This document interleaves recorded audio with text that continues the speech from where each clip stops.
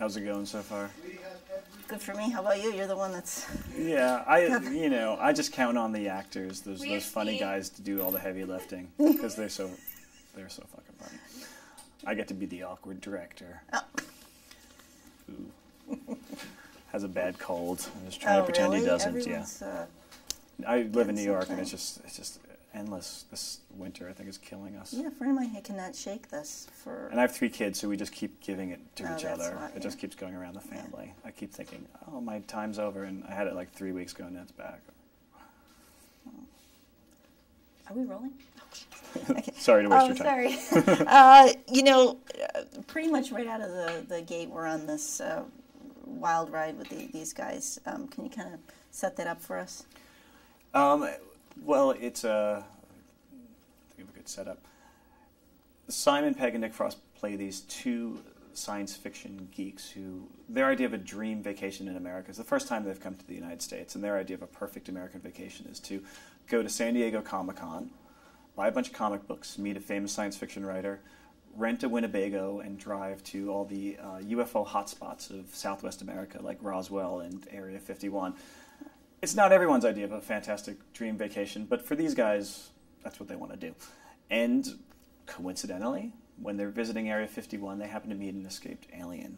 Of course, these things only happen in the movies, but when I first read the script, it just really cracked me up that this alien was kind of a jerk and had none of the sort of special, humorless quality that aliens always have in movies. They're really haughty and talk in deep voices. Well, Seth's got a deep voice. But it's not like you're Take Me to Your Leader. It's not Take Me to Your Leader, and it's not like we're from some superior race and we talk with an echo all the time.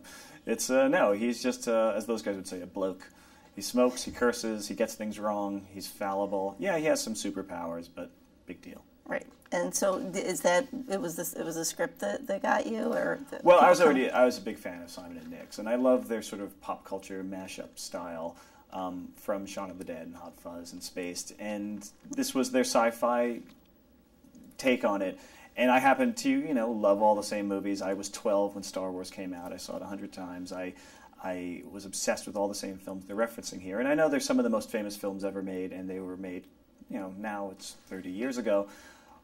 But, that was a time when movies changed. I mean, special effects could take us into worlds and show us creatures we'd never seen before. And, if you grew up then, and those films still have incredible power, that was like seeing Wizard of Oz for the first time. I mean, it was like, wow, movies had never done this before, and it was very exciting, and I understand why they wanted to write this love letter to that period of filmmaking of Spielberg and Lucas and Ridley Scott. Right. And how was it for you as the director that the main character, you're not physically seeing while you're working? I'd never done anything remotely like that before, so it was a gigantic learning curve, and we only had about 2 months prep, which I was told after the fact is not nearly enough time to do a special effects movie. Usually you have 8 months prep for a special effects movie. So we didn't know what we were getting into, and we were just making it up as we went along.